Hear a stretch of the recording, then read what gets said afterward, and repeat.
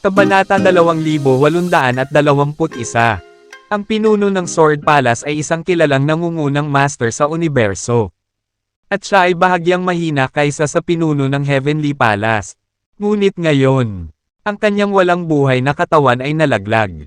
Pinasag ng isang binata, habang ang kanyang kaluluwa ay isinumpa na tumakas.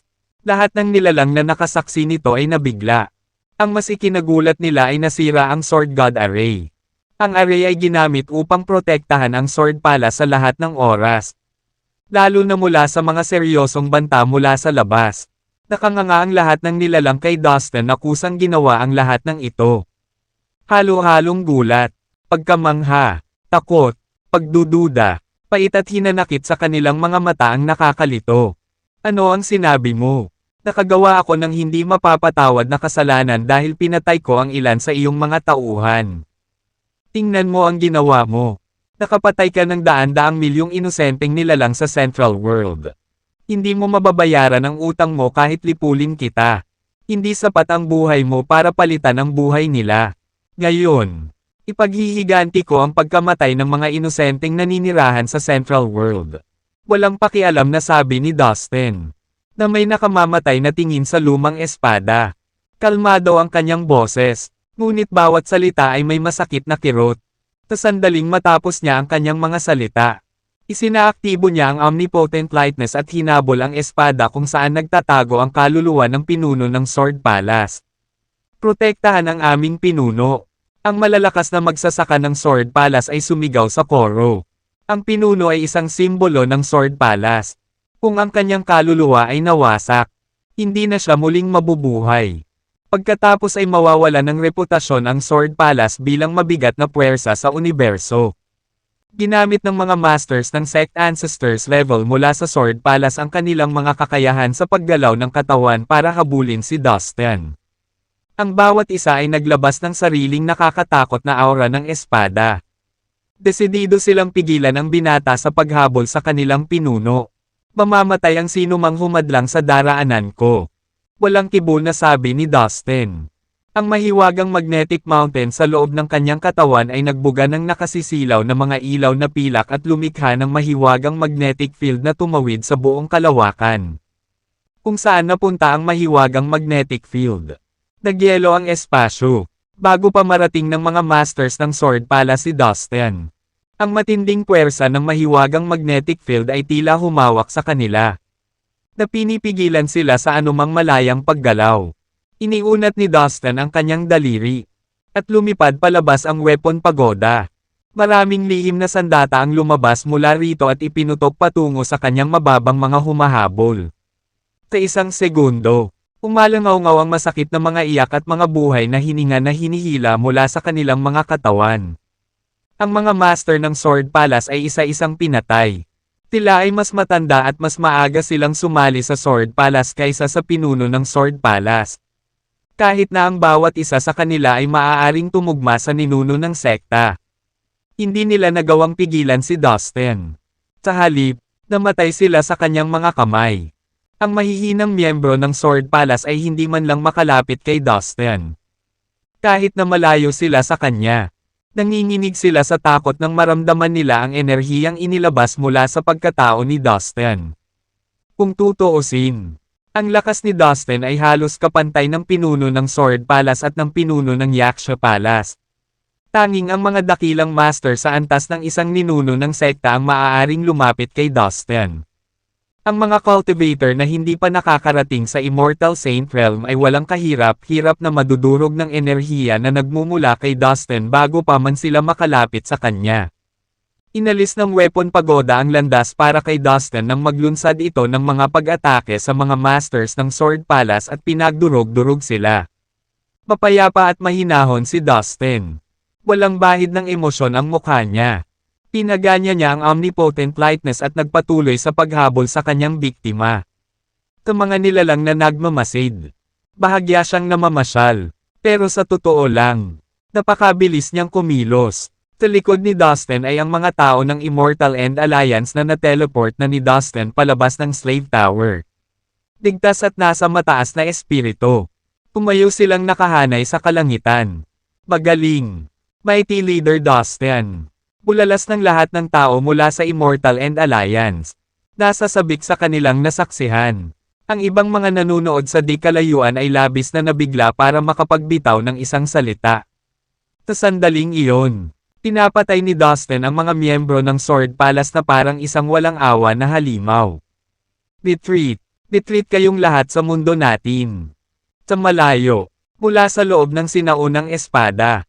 Ang dagandong ng pinuno ng Sword Palace ay puno ng kalungkutan. Napagtanto niya na walang sino man sa kanyang mga tauhan ang makakatalo kay Dustin. Hindi ko dapat nakipagtalo sa halimaw na ito. Labis na pinagsisihan ng pinuno ng Sword Palace. Ang kanyang espiritual na kaluluwa ay nagtatago sa sinaunang espada. Nang makita niya si Dustin na papalapit, nalungkot siya dahil sa pagwawalang bahala niya. Kung tutuusin, wala namang matinding puot sa pagitan nila ni Dustin noong una. Una niyang ginugulo ang binata. Hindi niya inaasahan na ganito kalakas si Dustin. Ngayon ang binata ay nagkaroon ng lakas upang sirain ang Sword Palace. Bush! Lumipad ang sinaunang espada sa Sword World. Walang takas para sa iyo. Kalmado ang boses ni Dustin. Ngunit umugaw ito at umalangaw-ngaw sa lahat ng direksyon. Ibinuka niya ang kanyang bibig. At ang gininto ang tibak na hindi matalim ay lumipad mula rito. Pinutol ng kanyang sandata ang mga master sa antas ng ninuno ng sekta mula sa Sword Palace sa kalahati. Sa bawat paghakbang niya, tinatawid niya ang daan-daang libong milya. Sa isang iglap, tinundan niya ang sinaunang espada sa Sword World. Halika, kunin natin ang mundong ito. Sabay na sigaw ng 8 Stone Saints. Tinundan nila si Dustin kasama ang mga tropa mula sa Immortal and Alliance. Nag-umapaw ang kanilang kumpiyansa. Nang makita ang hukbo ng Immortal and Alliance na sumugod sa kanilang mundo. Ang mga miyembro ng Sword Palace ay nabalisa. Ang Sword World ang kanilang kuta. Hindi lang nila kayang panoorin itong gumuho. Labanan natin sila hanggang sa ating huling hininga. I swear to defend my homeland. Let's give them a fight they never seen before. Patayin silang lahat. Ang mga miyembro ng Sword Palace ay nagngangalit ang kanilang mga ngipin at sumugod sa mga sundalo ng Immortal and Alliance. Dahil ang lahat mula sa Sword Palace ay nilinang ang swordsmanship. Sila ay mas mahusay sa pag-atake kaysa sa iba pang mga cultivator ng kanilang antas. Inalis ni Dustin ang halos lahat ng mga master na maaaring tumugma sa antas ng ninuno ng sekta mula sa Sword Palace. At walang sino man mula sa Immortal and Alliance ang nasugatan o namatay. Ang mga miyembro nito sa antas ng ninuno ng sekta ay nalampasan ng 5 laban sa 1. Bilang resulta, ang mga tao ng Immortal and Alliance ay mabilis na nagtagumpay. Matapos makapasok sa Sword World, agad na natagpuan ni Dustin ang sinaunang espada sa tulong ng kanyang espiritual na kahulugan. Hindi nag-aksaya ng oras. Sumugod siya sa direksyon ng espada. Ang Sword World ay hindi maikakailang isang napakalakas na mundo. Ito ay puno ng espiritual na enerhiya. At naging maunlad. Maraming kakaibang parang espada na nagtataas ang mga gusali sa mga lungsod nito. Ang sibilisasyong ito ay tanyag sa kultura ng espada. Karamihan sa mga nilalang doon ay mga bihasang eskrimador. Mga nilalang ng Sword World. May invasion. We are under attack. Up your arms. Grab your weapons. Ang mga miyembro ng Sword Palace ay umuungal habang hinahabol nila ang mga mananakop na Seisalakay sa kanilang mundo. Bigla, ang buong Sword World ay nagkaroon ng malaking kaguluhan. Isang napakaraming aura ng espada ang tumaas sa kalangitan habang ang labanan ng mga makapangyarihang tao ay umabot sa espasyo sa itaas ng atmosfera. Ang mga pinuno ng mga sekta at ang mga pinuno ng mga angkan sa Sword World ay pinagsama-sama ang kanilang mga tauhan upang labanan ang mga mananakop. Ang Sword Palace ay talagang ang pinakamakapangyarihang organisasyon sa Sword World. Bukod dito, mayroon ding iba pang puwersa. Sino man sa inyo, nahaad lang sa aking daan, ay makakatagpo ng kanyang kamatayan ngayon. Malamig na deklara ni Dustin. Ipinatawag niya ang weapon pagoda. Lumutang ang pagoda sa kanyang harapan. At maraming lihim na sandata ang lumabas dito at inilabas ang anumang buhay na nilalang na hamarang sa kanyang daan. Patayin. Ang hukbo ng Immortal End Alliance ay sumugod sa Sword World at pinatay ang sinumang makausap nila. Hindi makalimutan ni Dustin ang katotohanan na ang lahat ng mga nilalang sa Central World ay nilipol ng pinuno ng Sword Palace. Hindi niya inisip ang kabuoang paglipol sa lahat ng mga nilalang sa Sword World para ipaghiganti ang pagkamatay ng mga inosenteng biktima. Ang araw na ito ay mamarkahan bilang ang pinakamadilim na araw sa kasaysayan ng Sword World. Ang mga katawan ay nakahandusay sa lahat ng dako. At ang dugo ay umaagos na parang ilog, na pinupuno ang hangin ng amoy ng kamatayan. Humph! Walang takas sayo. Tinundan ni Dustin ang matandang espada na nasa harapan niya. Kinokontrol ng espiritual na kaluluwa ng pinuno ng Sword Palace. Ang sinaunang espada ay lumipad patungo sa pinakamalalim na bahagi ng Sword World. Maya-maya, lumapit ito sa isang lumulutang na isla sa kawalan. Ang isla ay mukhang malungkot at tahimik. Nagtatago sa likod ng isang makapal na tabing ng mga ulap. Supreme Grand Master, please help me. Ang kaluluwa ng pinunong nakatago sa loob ng sinaunang espada ay napasigaw sa gulat. Ha! May Supreme Grand Master sa Sword Palace. Huminto si Dustin sa kanyang kinatatayuan at tumingin sa isla sa di kalayuan. Swish! Isang napakalakas na aura ang tumaas mula sa isla. Anong nangyayari? Paano ka masasaktan ng ganito? Isang umuusbong na matandang boses ang nagmula sa kaibuturan ng isla. Sa sandaling lumipad ang sinaunang espada sa itaas ng isla. Ang espiritual na kaluluwa ng Sword Palace ay lumabas mula rito. Ang isang maliit na bastard na nagngangalang Dustin ay pumasok sa ating mundo at pumatay ng maraming mga inosenteng tao. Balak niyang sirain ang ating mundo. Ngayon ang ating mundo ay nakabitin sa balanse at nasa bingit ng pagkawasak. Kailangan namin ang iyong tulong. Mangyaring alisin iyon anak ng isang patutot at turuan mo siya ng leksyon. Tagot ng pinuno ng Sword Palace na tinitigan ng masama si Dustin. I see. Yung lalaki ba yon? Sabi ulit ng matandang boses. Tinitigan ng pinanggalingan ng boses si Dustin gamit ang mapupungay nitong mga mata. Kaagad, naramdaman ni Dustin na siya ay binabantayan. Isang lamig ang bumalot sa kanyang puso at tumindig ang lahat ng kanyang balahibo. Siya ay nasa mataas na alerto at mabilis na umatras ng 10,000 milya ang layo. Bata pa lang siya. Tagalupa. How dare he attack our world? Lahat tama. Tingnan ko kung ano ang mayroon ka. Sabi ng matandang boses. Biglang isang sinag ng pulang ilaw ang sumugod palabas ng isla at sinugod si Dustin. Ang pulang ilaw ay ginawa mula sa purong sword light. At kahit na ito ay isang manipis na sinag lamang. Ito ay kumikinang sa buong kalangitan at makikita mula saan man sa Sword World. Ha! Gusto ko rin makita kung ano pa ang kaya mo. Matanda ka. Nakangusong sabi ni Dustin. Ibinato niya ang kanyang espada sa pulang sinag. Ang hawak niya sa kanyang kamay ay huwad ng isang tunay na walang kamatayan. Maraming sword light ang ginawa. Bawat isa ay may lakas ng 50,000 galaw ng espada. Sa isang split-second flash, bumangga ang espada sa pulang sinag ng liwanag. Bahagyang napaatras si Dustin dahil sa impact. Umubo siya at napansing tumalsik siya ng dugo. Ang mas ikinagulat niya ay ang pulang ilaw ay patuloy na humahabol sa kanya. Habang si Dustin ay nagulat, sinusubukang malaman kung ano ang susunod na gagawin. Ang mahiwagang magnetic mountain ay lumiwanag at mabilis na lumabas sa kanyang katawan. Lumikha ito ng mahiwagang magnetic field upang protektahan siya mula sa paparating na sinag. Sa sandaling ang pulang ilaw ay pumasok sa hanay ng mga mahiwagang magnetic field. Naganap ang malalaking pagsabog ng enerhiya na nakakaapekto sa isang malaking lugar. Ang anumang bagay na nakontak nito ay ganap na nawasak. Pagkaraan ng ilang sandali, ang enerhiya na mayroon ng pulang ilaw ay mabilis na nawala. Pinunasan ni Dustin ang dugo sa gilid ng kanyang bibig at lumundag sa kalangitan mahigit 100,000 milya ang layo mula sa isla. Saan kaharian mo narating? Tanong ni Dustin. Baka sa mga mata niya ang takot. Ako ay isang antas na mas mataas kaysa sa isang ninuno ng sekta. Ako ay nasa genuine immortal realm.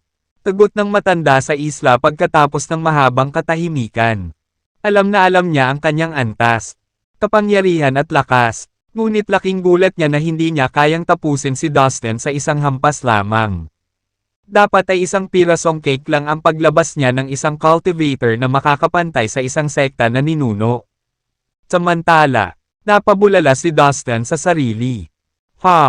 Isang Supreme Grandmaster ng Genuine Immortal Realm. Na naninirahan sa Sword Palace. Hindi ko talaga inaasahan iyon. Bagamat napailing siya. Hindi niya ipinakita ang kanyang pagkagulat at pinanatili ang walang ekspresyon na mukha. Hindi katakataka na ang Sword Palace ay nakaligtas sa mahabang panahon. At naging isang malakas na puwersa sa universo. Lumalabas na ang Supreme Grandmaster nito ay nasa Genuine Immortal Realm. Walang maglalakas loob na guluhin ang Sword Palace dahil sa kanya. Natatakot ka na ba ngayon? Dustin, kahit gaano kakalakas sa tingin mo, isa ka pa ring nobody kumpara sa ating Supreme Grandmaster. Napakarami mong pinatay sa aming mga tao. Itinuturing kang higit pa sa isang kriminal dito. Bilang parusa, halika at wakasan mo ang iyong buhay sa harap ng ating Supreme Grandmaster. Sabi ng pinuno ng Sword Palace sa boses na puno ng hinanakit at tumingin kay Dustin na may halong pagtataka sa mukha. Anak, kung kitilin mo ang iyong buhay sa iyong sarili, mas mababa ang paghihirap mo. Malamig na sabi ng matanda. Hindi sumagot si Dustin habang kalmado niyang inihanda ang sarili. Ganon ba siya katanga para gawin ang hinihingi ng dalawang moron na ito? Isang patayong mata ang biglang lumitaw sa pagitan ng kanyang mga kilay. Ang mata ng Ghost Dome Ancestor. Ang isla ay inayos na may makikinang na mga hanay upang mapanatili itong hindi nakikita. Bukod dito, mayroong maraming mabigat na aura ng espada na humadlang sa iba na makita ito. Kaya kahit si Dustin ay hindi naramdaman ang misteryosong matandang lalaki na may lamang espiritual na kahulugan. Ang Eye of the Ghost Dome Ancestor ay nagbuga ng malamig na liwanag na nakadirekta sa isla. Makalipas ang ilang segundo, kitang-kita ni Dustin ang lahat sa isla. Kailaliman ng isla ay isang mainit na bukal na nababalutan ng patong ng ambon. Isang payak na mukhang matandang may puting buhok ang nakaupong nakakross ang paa. Lumulutang sa gitna ng bukal habang nakapikit. Ang mainit na bukal ay nagbigay ng walang kamatayang enerhiya at pumasok sa katawan ng matanda na parang nagpapalusog sa kanya. Kanyang espiritual na kahulugan. Pinagmasdan ng mabuti ni Dustin ang matanda. Napansin niyang medyo haggard ang itsura ng matanda. Nakuha ko na. Napaisip si Dustin habang may naisip. Ano ang nangyayari? Brat, mayroon ka pang Eye of the Ghost Dome Ancestor. Paano ito magiging posible? Ikaw ay isang tao lamang. Paano mo inilipat ang Eye of the Ghost Dome Ancestor sa gitna ng iyong mga kilay at pinagsama ito? Sabi ng nakaputing buhok na elder na nakaupo sa hot spring. Na biglang nagmulat ng kanyang mga mata. Akala niya ay nasa itaas niya ang kamay. Bibigyan siya ni Dustin ng magandang laban. Tinitigan niya ang Eye of the Ghost Dome Ancestor sa pagitan ng mga kilay ni Dustin gamit ang matatalas nitong mata.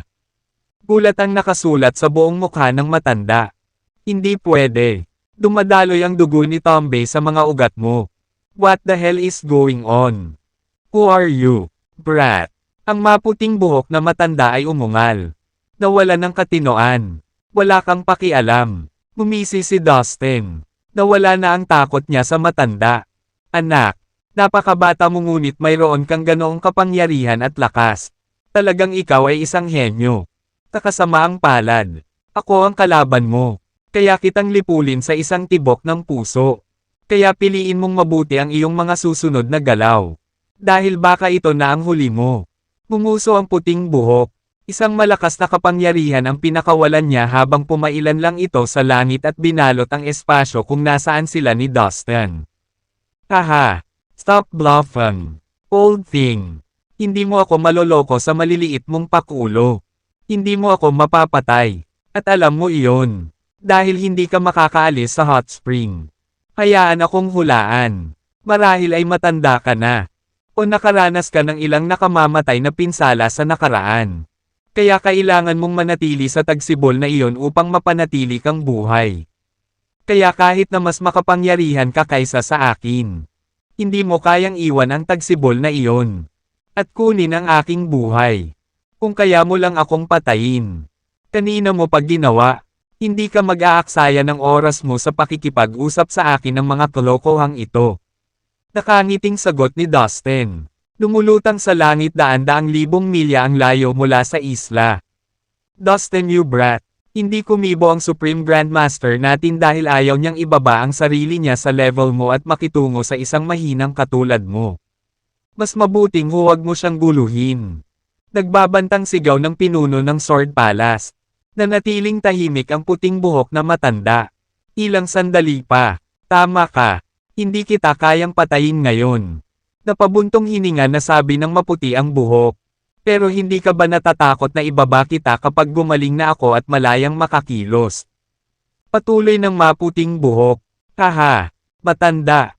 Hindi uobra sa akin ang banta mo. Tapalagay ko ay narito ka upang pagalingin ang iyong sarili sa mahabang panahon. Gaano na ba ito katagal? Taon. Centuries. Panunuyan ni Dustin. Imposibleng gumaling ka sa maikling panahon. Siguro after an eternity. Gagaling ka talaga. Pero nung mga oras na yon, baka naabot ko na yung level mo o nalampasan pa kita. Sa oras na iyon, madali kitang mailabas. Nagpatuloy si Dustin at ngumisi. Sa isla, ang matandang may puting buhok ay nawala ng masabi. Ilang saglit na nagtagal ang katahimikan. Tama ka, binata. Wala akong magagawa sa iyo ngayon. Paano kung kalimutan na natin ang lahat ng mga dating sama ng loob sa pagitan natin? Mas mabuting makipagkaibigan kaysa makipagkaaway. Maaari akong magbigay sa iyo ng ilang payo sa iyong paglilinang. Kumpiyansa ako na matutulungan kitang umunlad ng malaki sa iyong cultivation base sa swordsmanship. Sabi ng maputing buhok. Nagbago ang tono niya. Hindi siya parang dominante gaya ng ginawa niya kanina. Talaga. Gusto mo bang burahin lahat ng problemang nangyari sa pagitan natin noon? Never akong nagkaroon ng problema sa'yo. Gayunpaman, hindi ko masasabi ang pareho tungkol sa kanya. Ang mga problemang tumatakbo sa pagitan niya at sa akin ay hinding-hindi malulutas ng ganoon. Dapat siyang mamatay. Bumaba ang malamig na tingin ni Dustin sa espiritual na kaluluwa na pagmamay-ari ng pinuno ng Sword Palace. Dustin, napakalayo mo. Imposibleng patayin mo ako dito. Poprotektahan ako ng Supreme Grandmaster. Isinusumpa ko sa aking salita na ipaghihiganti ko ang aking sarili at papatayin kita kapag nakabawi na ako. Ang pinuno ng Sword Palace ay mahigpit na nagbanta kay Dustin. Isang kislap ng walang katapusang hinanakit sa kanyang mga mata. Hindi mo siya mapapatay hanggat nandito ako. Patagang sabi ng maputi ang buhok. Ganoon ba? Tumawa si Dustin na may halong kamandag ang tono. Kung gayon, sisirain ko ang buong Sword World at mag-iiwan ng isang avatar dito. Hinding-hindi siya makakatakas, at kung gagawin niya iyon, papatayin ko siya maaga o huli. Madilim na ngumisi si Dustin.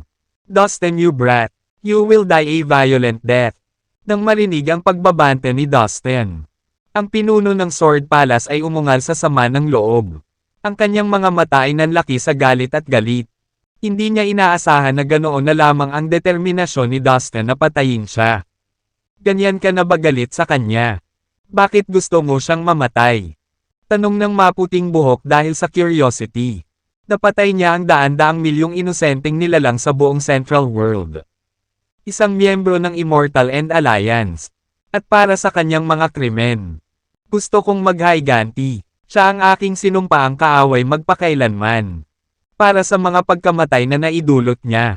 Dapat man lang niyang malaman na hindi siya magagapi.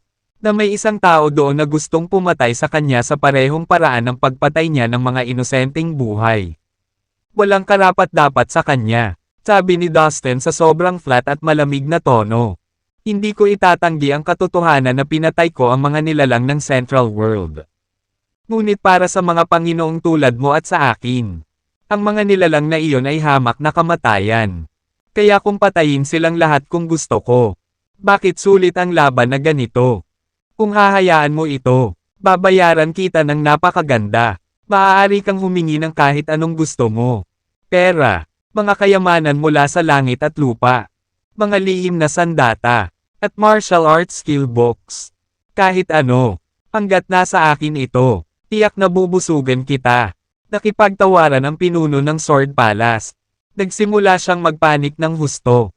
Ang takot ay pumasok sa kanyang isipan. Totoo ang sinabi ni Dustin. Kung patuloy siyang nagtatago sa liblib na isla na ito, mapoprotektahan siya palagi ng Supreme Grandmaster. Pero nasa kondisyon na hindi na siya makakaalis. Kung gagawin niya, haharapin niya lamang ang kamatayan sa ilalim ng mga kamay ni Dustin. Ayaw niyang makulong habang buhay. Kung makakasundo niya si Dustin ngayon, matutuwa siya at malaya. Deep inside, nagsisi siya na naprovoke niya si Dustin. The terrible guy. Nako, nawawalan ka na ng gana makipaglaban. Nang marinig ang mga salita ng pinuno, ang maputing buhok na matanda ay tumingin sa kanya at umiling sa pagkabigo. Nagulat ang pinuno ng Sword Palace. Alam niya na lahat ng mayroon siya ay ibinigay ng kanyang Supreme Grandmaster. Walang silbi ang pakikipag-bargainang sa akin. Hindi na makakabalik ang mga pinatay mo. Hindi ko pagpapatawad ang dapat mong hilingin kundi sa kanila. Hindi ako makapagdesisyon para sa kanila. Isang malamig na ngiti ang ibinigay ni Dustin at hindi na nagsalita. Tahimik siyang nakatayo sa kalangitan. 100,000 milya ang layo mula sa malungkot na isla at matindi na tinitigan ang espiritual na kaluluwa ng pinuno ng Sword Palace na may malamig na tingin. Dustin, ikaw ay hahantong sa isang kakilakilabot na kamatayan. Nanginig sa galit ang espiritual na kaluluwa ng pinuno ng Sword Palace. Ang kanyang puso ay napuno ng walang katapusang sama ng loob at kalungkutan. Isa siya sa mga pinakamahusay na magsasaka sa sansinukob na ito. Napakalakas at kilalang kilala sa loob ng maraming taon. Hindi niya akalain na banta siya ng isang binatang ganito. Gayunpaman, hindi na niya napigilan. Mahirap talaga para sa akin na gumastos ng labis na enerhiya sa iyo at tila walang kabuluhan ang lahat ngayon. Tige na, binata, dahil gusto mo siyang patayin. Makikipagdeal ako sa iyo. Ibibigay ko siya sa iyo at babayaran kita. Maaari mong hilingin sa iyong mga tauhan na umalis kaagad mula sa Sword World at bitawan ang Sword World. Dahan-dahang gumuhit ang maputing buhok. Tumingin siya sa pinuno ng Sword Palace na may pagkabigo. Sa isip niya, isinuko na niya ang pinuno ng Sword Palace. Sir, hindi pwede. Namutla ang pinuno ng Sword Palace nang marinig niya ang mga salita ng maputing buhok. Manahimik ka. Ang iyong pagganap ay nagpabiye sa akin. Hindi ka karapat-dapat sa aking proteksyon. Napakalaki ng aking pagsisikap na tulungan ka at patuloy mo lamang na ginagawang inutil ang iyong sarili sa ilalim ng aking panunood. Malamig na sigaw ng maputi ang buhok. Sa isang kaway ng kanyang kamay. Ang pinuno ng Sword Palace ay marahas na itinaas sa hangin. Hindi makagalaw o makapagsalita ang huli. Nakatingin kay Dustin ang maputing buhok. Naghihintay ng sagot nito. Anong kabayaran ang maibibigay mo sa akin? Tanong ni Dustin pagkatapos mag-isip. Naniniwala ako na inalis mo ang ginintoang tayback na iyon. Hindi ba? Mayroon akong katapat dito. Ang itim na hindi matalas na espada. Ang pagsasama-sama ng dalawang espada ay bubuo ng set na kilala bilang Divine Polarity Swords. Ito ay mapapakain ng dugong esensya ng Estremador na may hawak nito. Maaari lamang itong itaboy ng espiritual na enerhiya ng kaluluwa kapag nakikipaglaban sa isang kaaway. Ang Divine Polarity Swords ay isang set ng napakalakas na lihim na armas. Ngunit may isang bagay na kailangan mong bigyang pansin. Ang dalawang espada ay kapwa-exclusibo. Ang isa ay kasing dilim ng gabi habang ang isa naman ay kasing liwanag ng araw. Dala ang magkasalungat na mga batas ng kaayusan. Upang pinuhin ang dalawang hindi matalas na espada. Ang may hawak nito ay dapat matutunan ang batas ng polarity. Kung hindi, walang silbi ang paggamit ng sandata. Ang lakas ng enerhiya ng iyong kaluluwa ay tutukayin ang iyong kapasidad na matutunan ang batas ng polarity. Mabagal na sabi ng maputi ang buhok habang nakatingin kay Dustin. Sa isang whoosh, isang itim na hindi matalas na espada ang lumipad palabas ng isla at nakabitin sa himpapawid. Malumanay na lumulutang pataas at pababa. Lumitaw sa harap ni Dustin ang itim na hindi matalas na espada. Sa isang iglap, dahan-dahang nag-vibrate ang ginintoang espada na nasa kanyang katawan. Ipinahiwatig nito ang banayad na koneksyon nito sa itim na hindi matalim na espada sa harap ni Dustin. Na parang tinatawagan ang isa't isa. Okay. Tapos na. Tugot ni Dustin na may determinasyon.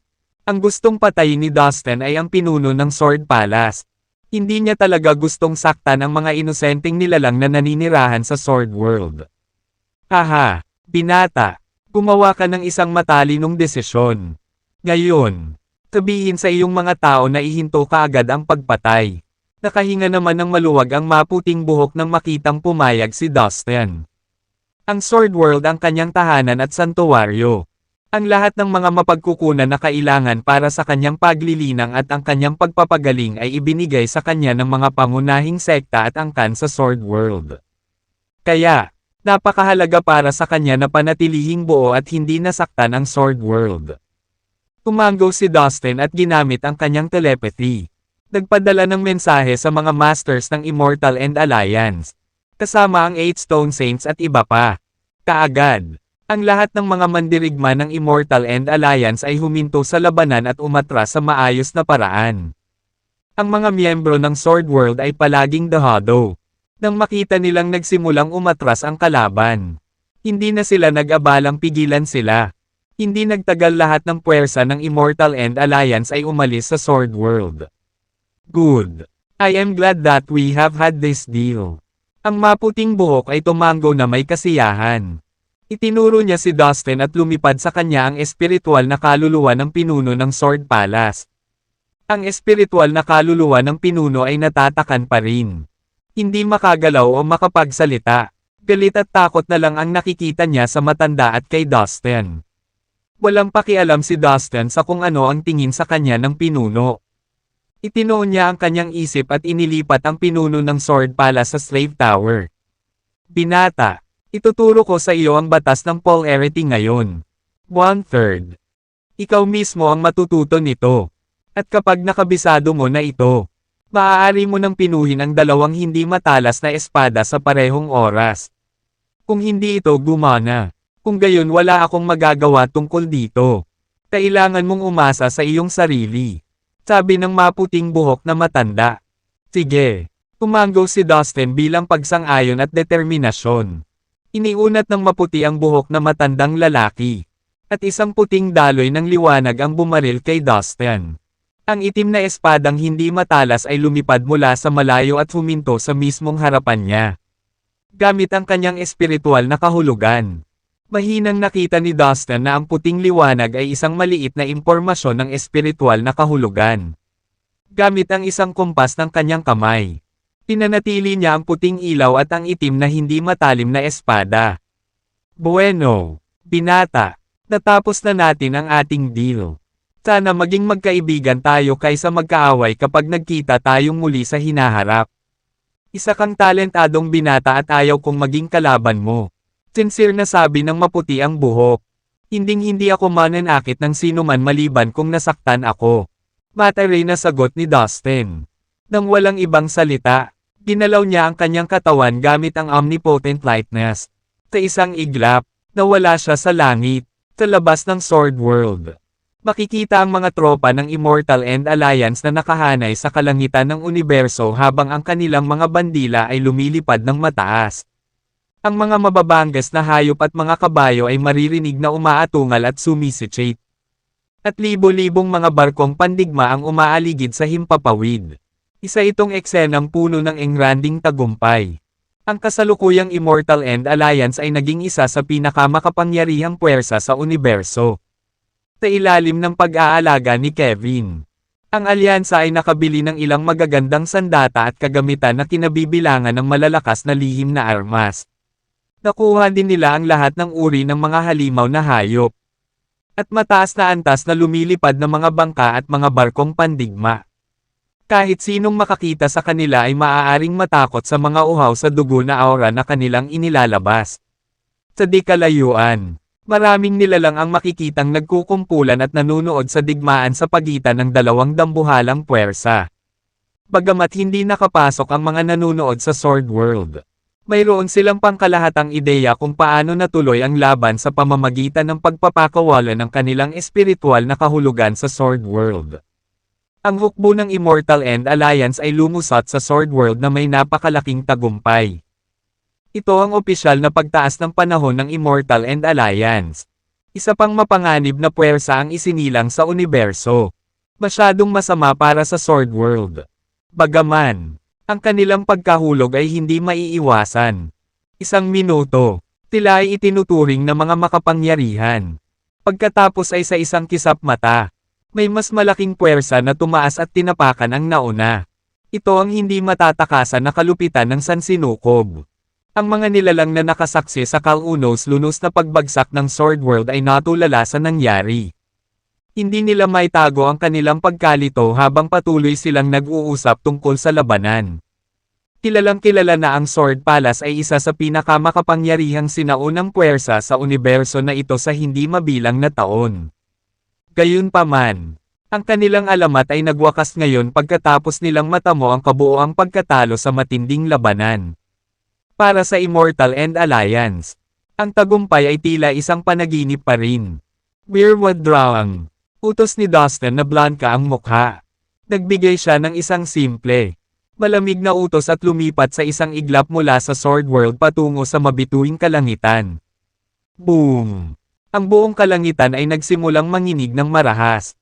Ang hukbo ng Immortal End Alliance ay mabilis na umatras, na lumikha ng isang torrent sa kalawakan.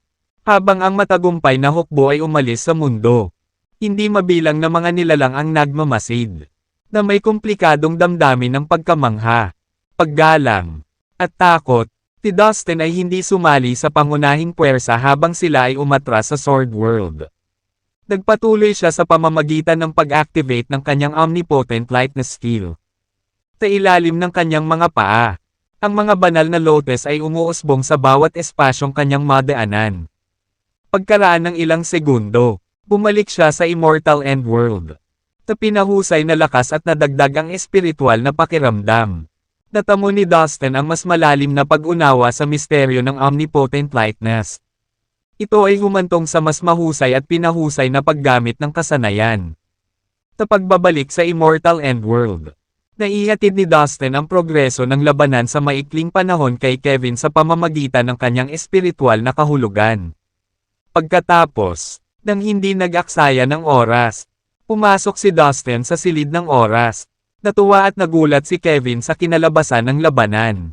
Ganap niyang alam ang malawak na epekto ng labanang ito sa sansinukob. Habang bumababa ang Sword Palace, nagbabago ang balanse ng kapangyarihan. Ang Immortal End Alliance, lalo na ang Immortal End World, ay magiging isang puwersa ng pinakamataas na kapangyarihan sa lalong madaling panahon. Maghanda para sa celebratory party. Ngayon ay isang magandang araw. At lahat ay dapat magkaroon ng magandang oras. Kinausap ni Kevin ang buong Immortal End World. Sa isang iglap, nagsimulang maghanda ang lahat ng tao sa mundo para sa isang marangyang piging.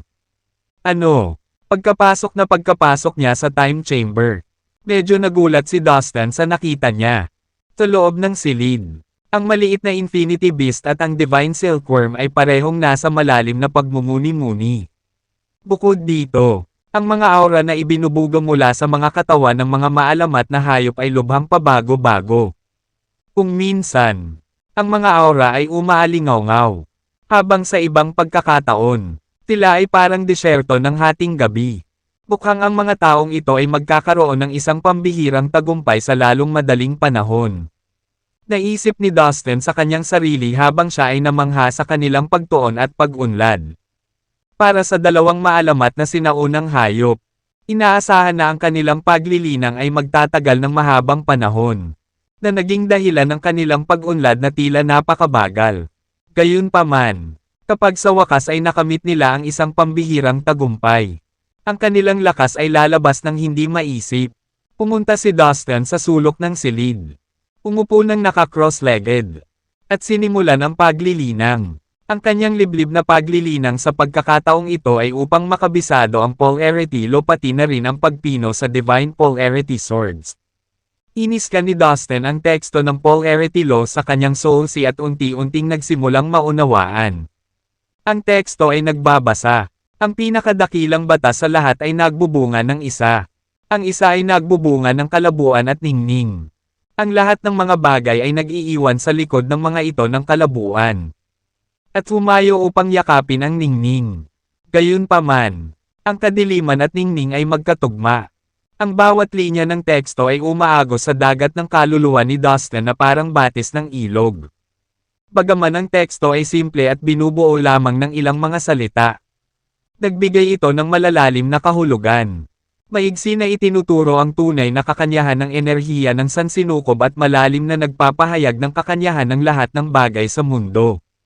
Habang mas nabasa at naunawaan ni Dustin ang text na naka-embed, mas lalo siyang nagulat at nasiyahan. Mas lalo niya itong pinagmasdan. Nakatuon siya sa ebolusyon at pagkalkula ng teksto. Sa halos 100 salita. Ang mga ito ay naging mas komplikado at misteryoso sa harap ng kanyang mga mata. May isang matandang kasabihan. Ang isang tao ay hindi mamamatay ng walang kabuluhan pagkatapos niyang malaman ang malalalim na katotohanan ng mundo. Ang kasabihan ay ganap na naglalarawan sa balangkas ng isip ni Dustin sa sandaling iyon. Umalangaw-ngaw ito sa kanyang kaluluwa at puso. Biglang nagbago ang bawat salita ng mga teksto sa nakakabingi at nakakapagpapaliwanag ng mga tunog. Makalipas ang mahigit 1 dekada, isang nakakagulat na bagay ang naganap. Ang kaliwang bahagi ng katawan ni Dustin ay naging itim na parang natatakpan ng makapal na itim na tinta. Habang ang kabilang panig naman ay pumuti bilang isang mahalagang perlas. Naglabas ito ng mainit at nakapapawing pagod na liwanag. Isang itim na nakakubling isda ang lumitaw sa kaliwang bahagi. Habang ang isang puting, matingkad na isda ay lumitaw sa kanang bahagi. Ang malabo at maliwanag na isda ay parehong nagsimulang lumangoy sa kalawakan, na nagbibigay ng natural na pakiramdam ng paliwanag. Saan man lumangoy ang hindi kilalang isda. Ang kalawakan ay kinulayan na kasing itim ng langit sa gabi na walang buwan. At kung saan man lumangoy ang matingkad na isda, ang espasyo ay naging puti na parang isang larangan ng nyebe. Sa wakas, isang malaking bilog ang nabuo sa pagitan ng langit at lupa. Ang isang bitek na bumubuo ng isang kurba ay lumitaw ng wala saan at hinati ang gitna ng bilog. Ang kaliwang kalahati ay itim na itim, at ang kanang kalahati ay purong puti. Malaking porma sayon ng itim at puting bilog. Malayang gumagalaw ang pares ng isda sa magkasalungat na landas. Umupo si Dustin sa gitna ng malaking bilog at nagpatuloy sa pagmumuni-muni. Pagkaraan ng 1 dekada, tinawag ni Dustin ang kanyang vital energy at biglang nagpakawala ng napakalakas na dagandong. Ang dilim at ningning ay magkakasuwato sa mundo at pareho sila ng pinagmulan. Pinuhin mo, pagkatapos ng dagandong. Ang buong kawalan ay nanginig ng husto. Bush! Matapos mawala ang isang tabing ng liwanag. Isang ginintoang at isang itim na taybak na hindi natalim ang nagkatawang tao sa kawalan ng sabay. Sa sandaling lumitaw ang mga espada. Pumakbo sila patungo sa magkasalungat na direksyon. Ang gintong espada ay sumugod sa kinaroroonan ng matingkad na isda at sumanib dito kaagad. Lumipad ang itim na espada patungo sa kinaroroonan ng hindi kilalang isda at sumanib din dito. Ngayon, ang mga espada, kasama ang pares ng isda, ay nagsimulang gumalaw sa bilis ng kidlat. Ito ay tulad ng mga daloy ng itim at puting mga ilaw na umiikot ng marahas sa malaking bilog. Sabay upo pa rin ni Dustin sa gitna ng bilog kung saan nagtagpo ang itim at puti na bahagi. Pagkatapos, lumipas pa ang 10 taon sa loob ng silid ng oras. Biglang nagmulat ng mata si Dustin. Isang itim na liwanag ang lumabas sa kanyang kaliwang mata. At ang puting liwanag ay tumagos sa kanyang kanang mata. Ang mga ilaw na lumalabas sa kanyang mga mata ay pumutol sa hangin at espasyo sa kanyang harapan. Maging ang pinakamatigas na mineral ay magiging alikabok. Sa wakas tapos na. Dahan-dahang tumayo si Dustin at inabot ang kanyang mga kamay. Ang malaking bilog sa pagitan ng langit at lupa ay lumiit kaagad at muling hinubog sa isang itim na puting bola ng enerhiya na kasing laki ng isang kamao. Lumutang ito sa palad ni Dustin at umikot-ikot. Sumugod din ang ginto at itim na espada at dahan-dahang umikot sa katawan ni Dustin. Tapagsayaw ng kanyang buhok at pag-alis ng kanyang mga damit. Nagbigay si Dustin ng hindi maipaliwanag na aura ng misteryo nang magawa ang kanyang pinakabagong paglilinang. Ang dalawang maliliit na lalaki ay hindi pa nakakagawa ng isang pambihirang tagumpay. Ngunit ito ay medyo maliwanag na ito ay malapit na. Pagtatapos ni Dustin habang tinitingnan ang mga maalamat na hayop at napansin na nasa bingit pa rin sila ng isang pambihirang tagumpay. Sige, oras na para makaganti sa Yaksha Palace. Ngumisi si Dustin. Noong una, pinalak niyang salakayin ang punong tanggapan ng Yaksha Palace pagkatapos niyang sirain ang Sword World. Sabik na sabik siyang maghiganti sa pinuno ng Yaksha Palace. Gayunpaman, nang makuha niya ang Divine Polarity Sword sa Sword World, pansamantala niyang binago ang kanyang plano at bumalik sa Immortal End World upang pinuhin ang mga ito. Ngayong matagumpay niyang napino ang mga espada, nakatakda na siya sa orihinal na layunin. Ang Yaksha Palace, lumakad siya palabas ng silid ng oras at bumangon sa kalangitan sa itaas ng Immortal End Continent. Umanda ka, sabay-sabay tayong pupunta sa Yaksha Palace. Nagpadala si Dustin ng ilang daang mensahe sa kanyang mga nasasakupan ng sabay-sabay sa pamamagitan ng paggamit ng kanyang espiritual na kahulugan. Ang totoo, ang hukbo ng Immortal End Alliance ay matagal nang naghihintay sa kanyang utos. Alam nila na kapag natapos na ni Dustin ang kanyang paglilinang, magpapatuloy sila sa orihinal na plano. Nang matanggap nila ang utos, agad na kumilos ang buong hukbo. Isang matatag at mabangis na hukbo ang nagtipon sa di-oras. Pumila sila sa likod ni Dustin habang nayuyugyog ang himpapawid sa dagandong. Hindi mabilang na mga sibat ang makikita na malamig na kumikinang, na handang madungisan ng dugo ng mga kalaban. Ang mga hayop sa digmaan ay umungal at ang mga barkong pandigma ay pumailang lang sa himpapawid na ang kanilang mga watawat ay kumikislap ng malakas sa hangin. Takaway ng kamay ni Dustin. Umalis ang hukbo. Ang hukbo ng Immortal End Alliance ay nasa kanilang paglalakbay muli sa digmaan. Ang balita ay kumalat na parang apoy sa buong universo. Kasalukuyan, ang bawat galaw ng Immortal End Alliance ay binabantayan. Katunayan, ang lahat ng puwersa ay nagpadala na ng malaking bilang ng mga scout upang magtago sa paligid ng Immortal End World upang bantayang mabuti ang Immortal End Alliance. Alam ng mga pinuno ng puwersa na ang Immortal End Alliance ay isang tumataas na puwersa at hahabulin nila ang mga may problema sa kanila. Ang mataas na antas ng mga numero ng lahat ng puwersa sa universo ay nagsagawa ng mga pagsisiyasat kay Dustin. At batay sa kanyang pagganap, napagpasyahan nila na siya ay isang mapaghiganti na tao at hinding-hindi magpapaligtas sa kanyang mga kaaway. Ang Sword World ay naiwan sa mga guho at ang buong populasyon ay naubos matapos itong salakayin ni Dustin. Ang pinuno nito ay walang pagpipilian kundi putulin ang lahat ng koneksyon mula sa labas ng mundo. I wonder kung sino ang susunod na target ni Dustin. It's hard to say. It could be anyone. Someone who have offended Dustin would probably included in his target list. Tasan sinukob. Ang mga pinuno ng bawat puwersa ay nasa estado ng gulat. Lahat sila ay nagtaka kung sino ang susunod na biktima ng Immortal End Alliance. Isa-isang lumapit si Dustin sa kanila. Ito ay hindi isang bagay ng kung. Ngunit pero maya-maya, may lumabas na isa. Ang mga tropa ng Immortal End Alliance ay nagmamarcha patungo sa Yaksha Palace. Malinaw, si Dustin ang manggenguna sa pag-atake sa kanila. Nagsimulang magsalita ang lahat ng nilalang tungkol dito. Kalangitan, isang mahusay na hukbo ang patungo sa punong tanggapan ng Yaksha Palace. Ito ay hindi nagulat sa akin. Si Dustin ay may matinding sama ng loob sa pinuno ng Yaksha Palace. As we all know, si Dustin ay isang mapaghiganting tao. Walang paraan na palayain niya ang Yaksha Palace. Ang Dustin na ito ay naging masyadong mayabang. Kakaatake lang niya sa Sword World. At ngayon siya ay gumagawa ng matapang na hakbang laban sa Yaksha Palace. Talaga bang iniisip niya na siya ay walang talo at siya ay isang kataas-taasang nilalang sa universo? Ganyan kapangahasan. Hindi ba siya natatakot na mag-apoy ng galit sa publiko? Ang mga talakayan tungkol sa kagilahilalas na balitang ito ay maririnig sa lahat ng sulok ng sansinukob. Ang balita ay natural na nakarating sa punong tanggapan ng Yaksha Palace. Dustin, you son of a bitch. You've gone too far. Ang pinuno ng Yaksha Palace ay kumulog. Ang kanyang mga mata ay nag-aapoy sa galit. Tumingin siya sa malayo. At lahat ng tao sa malapit ay ramdam na ramdam niya ang galit niya. Hindi nalihim na ang isang malawak na hukbo ay patungo sa punong tanggapan ng Yaksha Palace. Hindi pa ito nangyari noon. Ito ay walang alinlangan na isang seryosong provokasyon at hamon sa awtoridad at katayuan nito. Ngunit sa sobrang galit niya, alam ng pinuno ng Yaksha Palace na si Dustin ay naging mas malakas kaysa sa kanya. 2 beses na siyang binasag ni Dustin.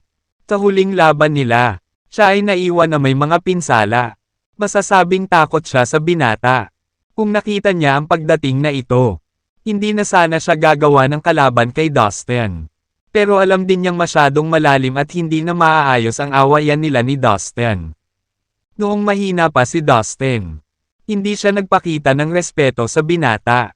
Pinakitunguhan siya ng mayabang at sinubukan pa siyang lipulin.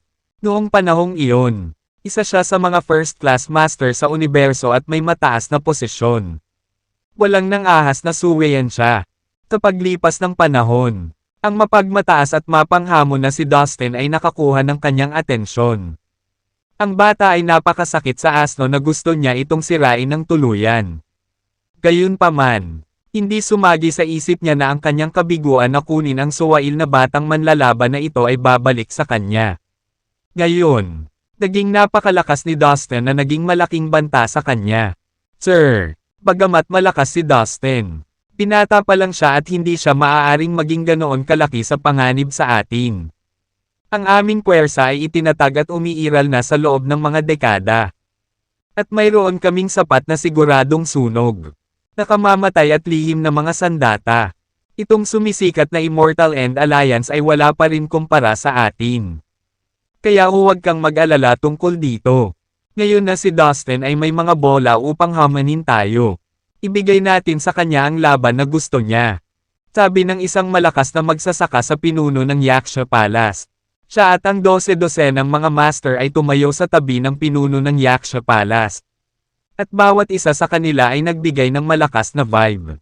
Silang lahat ay mga Panginoon na maaaring tumugma sa sekta na ninuno sa Yaksha Palace. Ang Yaksha Palace ay isang napakalaking organisasyon na binuo ng 12 ng makapangyarihang mundo. Kahit na ang mga master na ito ay nagmula sa iba't ibang mundo. Palagi nilang itinuturing ang kanilang sarili na bahagi ng Yaksha Palace. Malakas talaga si Dustin. Takasama ang palad. Lampas na ako sa aking kalakasan at hindi ako makakalaban sa kanya. Ang pinuno ng Yaksha Palace ay nagbigay ng mabigat na buntong hininga. Umiling-iling sa kanyang ulo sa pagkabigo. Deep inside, ayaw pa rin niyang tanggapin ang malupit na katotohanang mas makapangyarihan si Dustin kaysa sa kanya. Ngunit ito ay isang mapait na reality pill na wala siyang pagpipilian kundi ang lunukan. Maging ang Sword God Array sa Sword Palace ay nabasag na ni Dustin. Natatakot ako na hindi natin siya matatalo mag-isa. Nagpatuloy siya sa isa pang mahabang buntong hininga.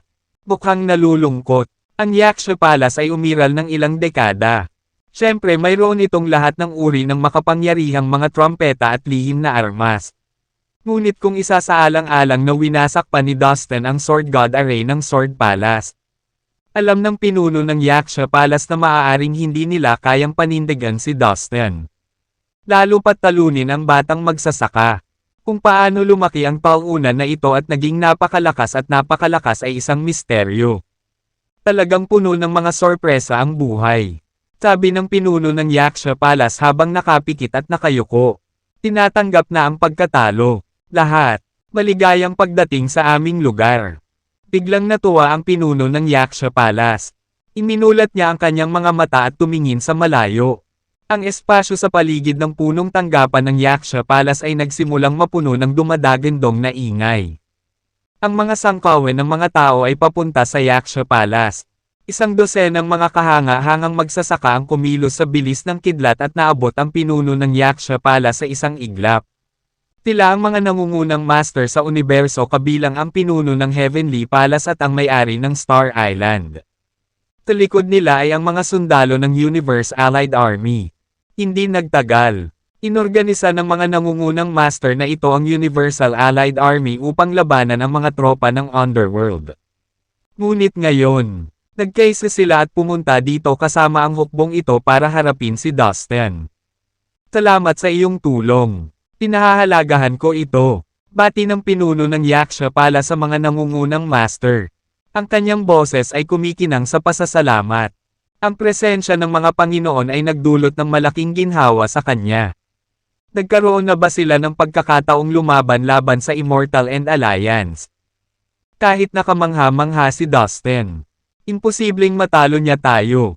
Naisip ng pinuno ng Yaksha Palace. Huwag kang masyadong formal sa amin. Buddy. Tsaka may common problem kami ni Dustin and who knows kung kailan siya mag-Oculus ulit.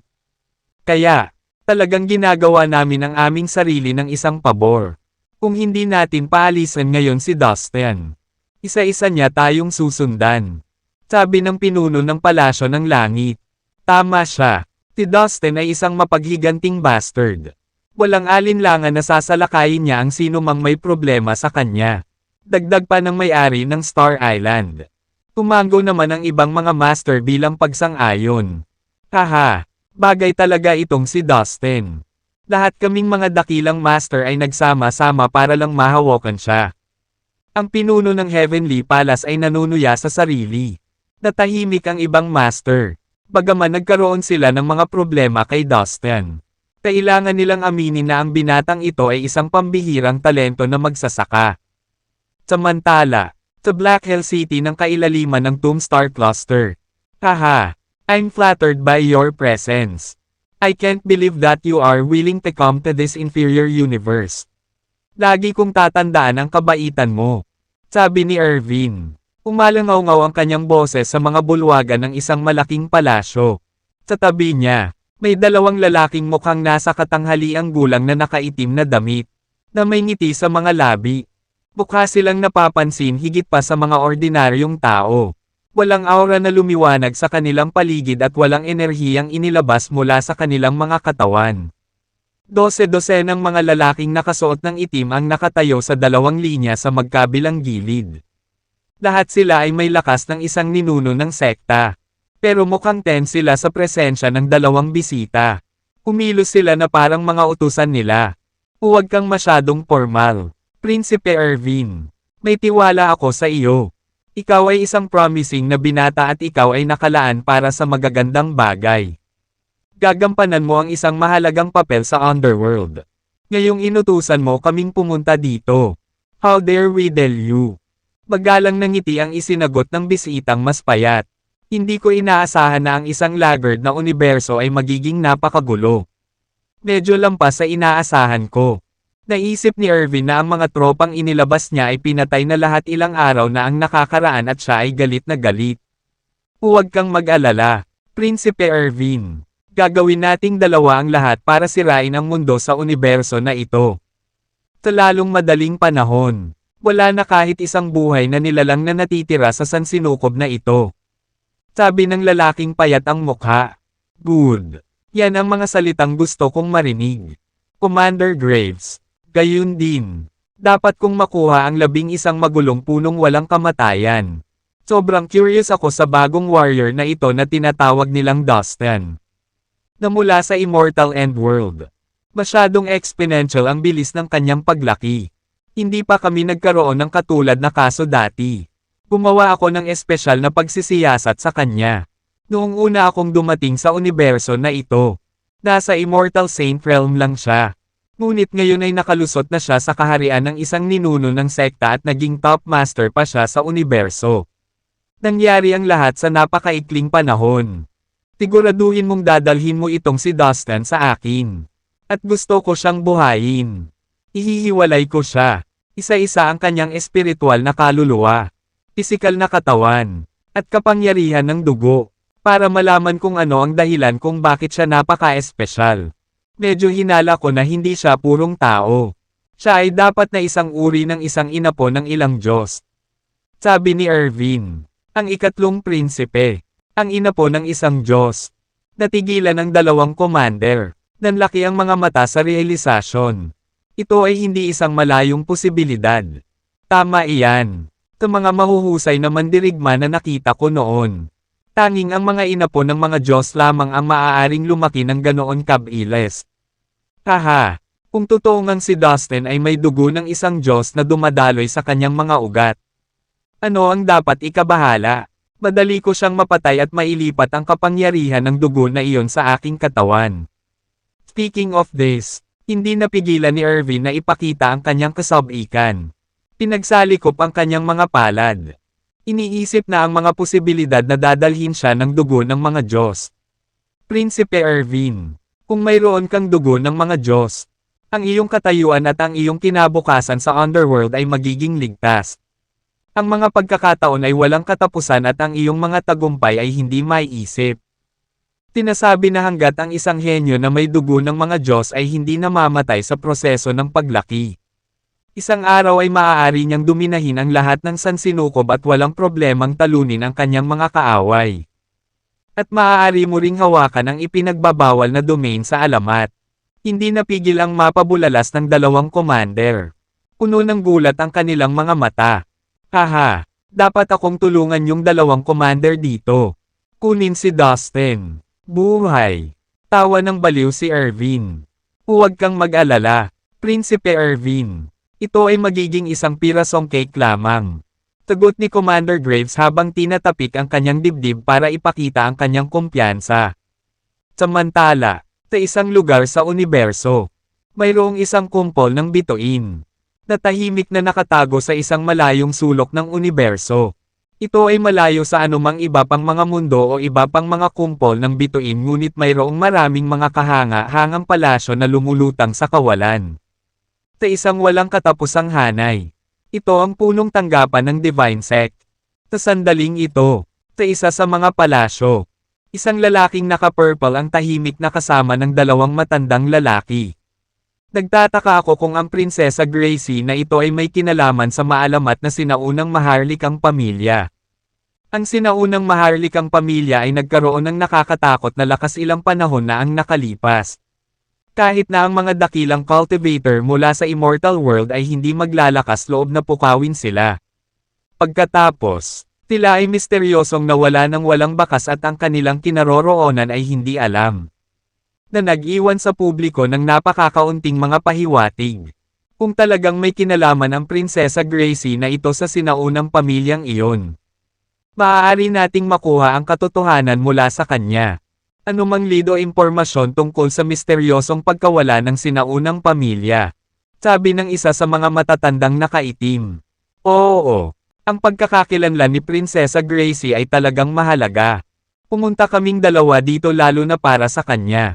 Bukod dito, ang 12 magulong immortal na puno na inalis mula sa Immortal World ni Peterson na Daoist Ancestor ay nasa universo na ngayon. Ang bawat isa sa mga punong iyon ay napakahalaga. Dahil nandito na tayo, hindi natin pwedeng palampasin ang pagkakataong ito. Dapat nating ibalik ang magulong immortal na mga punong iyon. Uttered isa pang matanda. Nodding. Dahil ang iyong dalawang matanda ay personal na dumating sa sansinukob na ito. Wala akong duda na magtatagumpay ka. Sabi nung lalaking naka-purple. Siya ang pinuno ng sangay na sekta ng banal na sekta sa sansinukob na ito. Isang mataas na kinikilalang posisyon. Gayunpaman, sa harap ng dalawang matanda, siya ay napakagalang at ang kanyang tono ay mapagpakumbaba.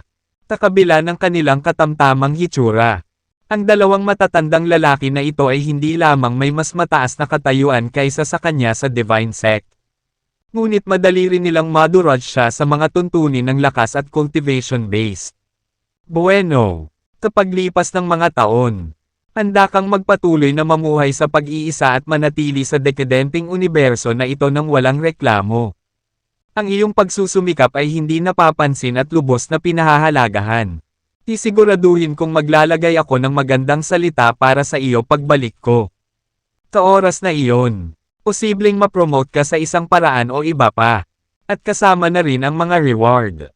Sabi ng nakatatandang nakaitim. Masyado kang mabait. Salamat. Ang lalaking naka-purple ay nagpapasalamat at nambobola. Sa malalim na lambak ng sinaunang Forbidden Land. Si Prinsesa Gracie ay nakatayong maganda sa malaking libingan. Nababalot ito ng manipis na ambon at nagbibigay ng maliwanag na ningning. Tumingin si Prinsesa Gracie sa kawalan sa labas ng sinaunang lupain gamit ang kanyang magagandang mata. Hindi maikakailang maganda si Prinsesa Gracie sa kanyang malambot na katangian at walang bahid na balat. Ang kanyang damit ay lumipad sa hangin. Habang ang kanyang maganda at inosenteng mukha ay medyo malamig at malungkot. Mukhang may mga cultivator mula sa Genuine Immortal Realm na pumunta sa universo na ito para bumisita. Baka dumating sila para sa akin. Bulong ni Prinsesa Gracie. Sa paligid ng napakalaking libingan. Ang 11 banal na puno. Ang higanteng pilak. Ang mabangis na hayop at ang mommy ay nakasiksik sa paligid. Ang mga cultivator na ito sa Genuine Immortal Realm ay isang mahigpit na grupo ng mga kalaban na haharapin. Paano kung maghanap tayo ng lugar at magtago? Prinsesa Gracie. Sabi ng Supreme Holy Tree matapos marinig ang sinabi niya. Walang silbi. Dahil ang antas ng universo na ito ay medyo mababa. Ang mga alituntunin ng kalikasan ay napakasimple para sa mga master sa Genuine Immortal Realm. Sa universo na ito, ang makapangyarihang mga magsasaka na ito sa Genuine Immortal Realm ay hindi magagapi. Saan man tayo magtago, hanggat narito pa tayo sa universo na ito. Mahirap para sa atin na maiwasang masubaybayan ng espiritual na kahulugan ng Master sa Genuine Immortal Realm. Umiling si Prinsesa Gracie at sumagot. Tama iyan. Ang mga alituntunin ng kalikasan sa sansinukob na ito ay talagang medyo nasa mababang bahagi. Kapag ang isang cultivator sa Genuine Immortal Realm ay dumating sa universo, nagagawa niya ang anumang gusto niya. Kahit anong pilit nating itago. Hindi natin sila maiiwasan. Mahahanap nila tayong lahat. Narinig ng iba ang sinabi ni Prinsesa Gracie at tumango. Kung ganoon, maghintay na lang tayo dito. Huwag kang mag-alala. Sa palagay ko ay kakayanin ko ang ilan lamang na mga magsasaka sa Genuine Immortal Realm. Malamig ang boses ni Prinsesa Gracie na tila ba nabalot ng isang patong ng hamog na nagyelo ang kanyang magandang mukha.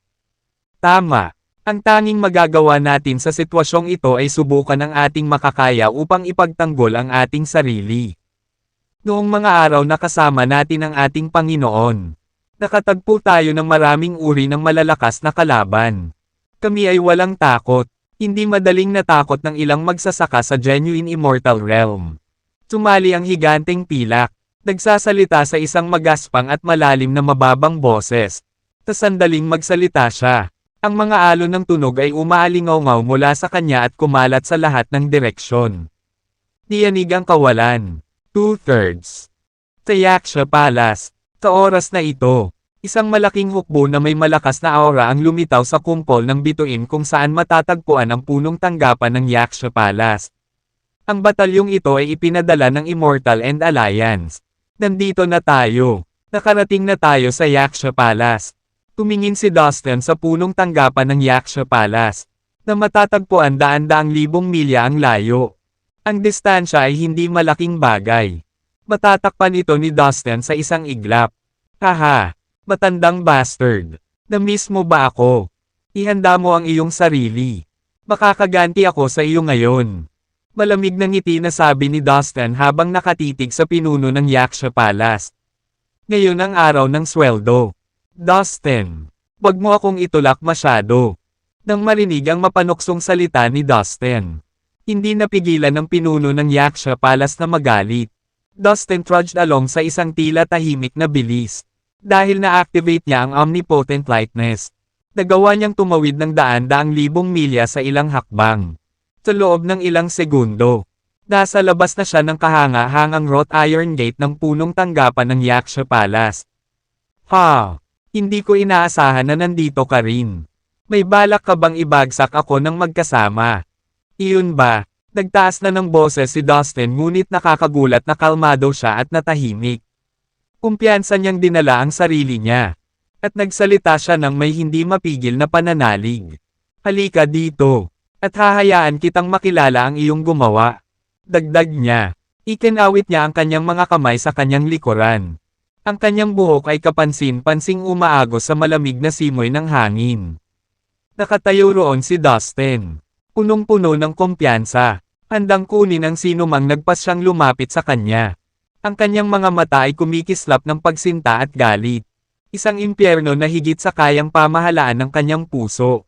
Natitiyak niya ang kapangyarihang taglay niya. Sa kanyang kasalukuyang kapasidad. Wala siyang dapat ikatakot dahil kaya niyang ibagsak ang pinakamalakas na master sa bilis na ito. Matapos ang kanyang matapang na deklarasyon, ang buong Yaksha Palace ay natahimik. Ito ay lason sa kanila. Ang nakakatakot na patay na katahimikan ay isang kalupitan na ginawa ni Dustin sa kanila. Ngumisi siya. Napakayabang mo. Sa wakas, pinasag ng may-ari ng Star Island ang tensyon. Tinagat niya ang kanyang mga ngipin sa inis. Hindi makapaniwala na ang isang tao ay magkakaroon ng lakas ng loob na hamanin silang lahat sa ganitong paraan. Huwag kang maglakas loob na makipag-usap sa iyong mga nakatataas sa ganitong paraan. Dustin, pagsisisihan mo ito ng husto. Babala ng pinuno ng palasyo ng langit. Kailangan kong aminin na ikaw ay isang tunay na makapangyarihang mandirigma. Pag-amin ng pinuno ng Yaksha Palace. Pero para talagang ipaglaban mo kaming lahat. Naghuhukay ka lang ng sarili mong libingan. Bastos ka, alamin ang iyong lugar. Dustin. Parang granada ang bawat salitang banibitawan niya. Sa labas, ang pinuno ng Yaksha Palace ay maaaring mukhang nagngangalit sa galit at labis na nasaktan sa matapang na hakbang ni Dustin. Kung saan sa katotohanan, talagang natuwa siya na si Dustin ay nagpakita at nagdala ng laban sa mga masters. Sa ganitong paraan, hindi niya kailangang harapin siya ng mag-isa. Sa kanyang mag-isa, hindi inakala ng pinuno ng Yaksha Palace na kaya niyang pabagsakin si Dustin, siya ay masyadong mabigat. Ngunit kung makikipagtulungan siya sa napakaraming mga master laban kay Dustin, naisip niya na ang mga posibilidad ay pabor sa kanila. Young man, you're giving yourself too much credit. You've let pride get the best of you. Dagdag pa ng isang payat at nasa katanghaliang gulang na lalaki. Nagsalita siya sa mahinang boses, na para bang binabalaan si Dustin na sumuko habang may pagkakataon pa siya. Tulad ng iba pa sa kanila, pinansagan din siya bilang isa sa mga pinakamahusay na master sa universo. Ang iba pang mga master ay nanatiling tahimik ngunit ang kanilang mga mata ay kumikislap sa galit at galit. Na parang kidlat sa isang madilim na gabi. Si Dustin ay mukhang kontrolado at hindi naaabala. Kahit na sa harap ng pinakamalakas na magsasaka sa universo. Nanatili siyang hindi nabigla. Kung tutuusin, bakas pa nga sa mga mata niya ang saya at excitement. Itinaas niya ang labi niya at lumikha ng nakakatakot na ngiti sa kanyang mukha. Mahina lang sila ng bahagya kaysa sa pinuno ng Sword Palace. Pagmamalaki ni Dustin, nagawa niyang ibagsak ang pinuno ng Sword Palace. Sa makatuwid, hindi siya natatakot sa alinman sa kanila. Ang kanyang kapasidad ay umabot na sa kanilang antas. At hindi kailanman natakot si Dustin sa mga magsasaka ng parehong antas. Masaya siyang ibababa ang mga ito. Haha, tanga mo. Sa tingin mo ba wala akong magagawa dahil lang sa may kasama ka? Maniwala ka sa akin. Ang iyong plano ay mabibigo. Papatayin kita minsan at magpakailanman. Isang lamig ang bumalot sa gulugod ng pinuno ng Yaksha Palace nang marinig niyang sumigaw si Dustin. Hindi niya ito hahayaang magpakita. Ngunit pakiramdam niya ay nanlamig ang kanyang dugo. At isang butil ng pawis ang tumutulo sa kanyang mukha. Humph! Dustin! Masyado kang mayabang. How dare you come here and threaten to murder our leader? Mahina ka. Sa tingin mo ba ay hindi ka na mapipigilan? Nang maramdaman na ang pinuno ng Yaksha Palace ay natigilan sa katahimikan. Isang matanda sa tabi niya ang kumulog sa galit. Humihingi ka talaga. Dadalhin kita at ipapakulong. Doon. Pahihirapan ka namin sa lahat ng paraan. Matututo kang malaman ang iyong lugar at sa wakas ay makikita mo kung gaano kalaki ang nagawa mong pagkakamali sa pamamagitan ng pagtawid sa mga pinuno. Ang mga hampas ng matanda ay umalangaw-ngaw na parang kulog. Ganoon ang kanyang galit. Siya ay isang reclusive elder. At siya ay may katayuan na kasing taas ng pinuno ng Yaksha Palace. Hindi napigilan ng matanda. Sumigaw ang matanda at inatake si Dustin. bago pa man niya maabot ang kanyang pakay. Naglaho siya sa isang dilaw na usok na umaagos mula sa kanyang katawan at nag-transform sa isang kakaibang nilalang. Napakalaki ito ay umabot sa 100,000 talampakan ang taas at pumailan lang sa kalangitan, na nagbibigay ng anino sa lahat ng nasa ibaba nito. Ito ay may nakakatakot na ulo ng dragon na may mga mata na maaaring magpaputi ng balat. At sa mala-python na katawan. Ang mga kuko nito ay maaaring mapunit kahit na ang pinakamatibay na materyal hanggang sa mga laso lamang ng laman at buto. Gumalaw ito sa isang kamangha-manghang bilis, na nag-iwan ng bakas ng dilaw na usok sa gilid nito. Ito ang sinaunang sawa na lumalamon sa langit. Gulat na gulat ang isa sa mga manunood nang makita ang kakilakilabot na nilalang. Tinasabi ng mga alamat na mayroong isang reclusive elder sa Yaksha Palace na nagtataglay ng napakalaking kapangyarihan. Siya ay may kapangyarihan sa dugo ng sinaunang sawa na lumalamon sa langit. Siya ang matanda. Ang maririnig na mga hingal at bulong ay agad na maririnig sa lahat ng nakatayong saksi sa napakalaking tanawin. Ang sinaunang sawa na lumalamon sa langit ay isang maalamat, makapangyarihang magic beast. Ang matanda ay nagtataglay ng kapangyarihan ng dugo ng sinaunang sawa na lumalamon sa langit. Siya ay dapat na hindi kapani-pani walang makapangyarihan. Akala nilang lahat ay selyado na ang kapalaran ni Dustin dahil nakita nilang lahat ang panoorin ng maalamat na nilalang. Pumunta ka sa impyerno. Ikaw brat. Isang kalabog ang nagmula sa mga panga at butas ng ilong nito. At mga butil ng usok. Tinuntok nito si Dustin. At ibinuka ang bibig na para bang nilalamon nito ang mundo. Kung ikukumpara sa napakalaking halimaw na nasa harapan niya. Mukhang mahina at maliit si Dustin. Mayroon siyang kapangyarihan sa dugo ng sinaunang sawa na lumalamon sa langit. Ha! Bulong ni Dustin. Doon sa sulok ng kanyang inaakala na takot na mukha ay talagang isang tupi ng amusement. Pagkatapos, dahan-dahan niyang iniunat ang kanyang mga kamay, na para bang nag-tai chi. Sa sandaling iyon, isang malaking bilog ang lumitaw sa paligid ni Dustin. Sa kanyang kaliwa ay ganap na kadiliman, kasing itim ng walang bituin na kalangitan. At ang kanyang kanan ay ang uri ng puti na sumunog sa iyong mga retina at ginawa kang pansamantalang nabulag. Gamit ang mga kaliskis na tulad ng pinaka-pinong pagkakalupkop ng baluti. Dalawang isda ang pumasok sa bilog ni Dustin. Isang itim na nakakubling isda at isang puting matingkad na isda, na lumalangoy dito. Bahagyang umusad ang kamay ni Dustin. Habang ginagawa niya, mabilis na umikot ang malawak na bilog. At lumipad ito patungo sa nilalang sa napakabilis na bilis. Nagsalpukan ang dalawang puwersa. Bang! Ilang sandali pa, nagkaroon ng nakakabulag na kidlat, na parang kidlat ng sheet. Sumabog ang bibig ng nilalang. Naiwan ito sa ulap ng dugong ambon sa ibabaw ng lupa. Sa isang galaw lang, napatay ni Dustin ang maalamat na reclusive elder ng Yaksha Palace. At sinira pa niya ang kanyang kaluluwa kasama nito. Si Dustin ay nanatiling walang hiya na para bang ito ay isang inaasahang resulta. Nasa likod niya ang kanyang mga kamay. Umaagos ang itim niyang buhok kasabay ng hangin. Ang kanyang mukha ay halos hindi nagtago ng saya. Nagkaroon ng tagumpay sa kanyang mga mata. At ang kanyang bibig twitched paitaas sa pagsuway. Nakatayo siya doon. Walang kibo. Parang walang nangyari. Napuno ng kalituhan at pagtataka ang karamihan. Hindi sila makapaniwala na talo ang makapangyarihang elder sa loob lamang ng ilang segundo. Ang mga master na nakasaksi ng gayong pagpapakita ng kapangyarihan ay nakaramdam ng isang bukol sa kanilang mga lalamunan. Nasiraan sila ng loob matapos nilang mapagtanto kung gaano kalakas si Dustin. Hindi ako makapaniwala na ganito siya kalakas. Napalunok ang pinuno ng Yaksha Palace. Naramdaman niyang tumutulo ang malalaking butil ng pawis sa kanyang noo. Ang nakakubli na elder na namatay lang sa mga kamay ni Dustin ay naging master sa Yaksha Palace sa mga henerasyon. Alam niyang hindi niya mapapatay ang matanda sa isang welga. Paano pa niya makakalaban si Dustin sa ganitong estado, na madaling magawa sa loob ng ilang segundo? Ang pagmamasid sa pagkamatay ng matanda ay lalong natakot sa kanya ang pinuno ng Yaksha Palace. Dustin, masyado kang malupit. Pumapatay ka ng mga inosenteng tao nang hindi man lang nagdadalawang isip. Ang pinuno ng Yaksha Palace ay namumula sa galit. Haha, kung hindi ko ginawa, sa halip ay pinatay na niya ako. Hindi mo ako mapipigilan sa iyong moral ascendancy. Alam mong tapos ka na.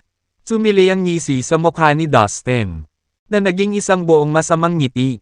Siya ay nangangati na ibagsak ang pinuno ng Yaksha Palace. Ngunit bago pa siya makaatake, humakbang pasulong ang pinuno ng Heavenly Palace.